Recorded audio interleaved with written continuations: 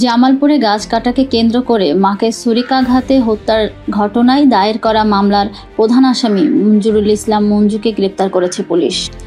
আজ বৃহস্পতিবার 17 এপ্রিল দুপুরে জামালপুর সদর থানার ভারপ্রাপ্ত কর্মকর্তা আবু ফয়সল মোহাম্মদ আতিক জানান, গত 15 এপ্রিল সকালে জামালপুর পৌরসভার হাটচন্দ্রা এলাকায় নিজ বাড়িতে গাছ কাটাকে কেন্দ্র করে কথা কাটাকাটির এক পর্যায়ে মা মঞ্জিলা বেগম জিরাকে ছুরিকাঘাতে হত্যা করে ছেলে মঞ্জুরুল ইসলাম মঞ্জু।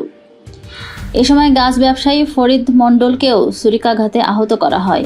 ঘটনার পরদিন নিহতের আরেক ছেলে জীবন বাদী হয়ে জামালপুর সদর থানায় একটি হত্যা মামলা দায়ের করেন।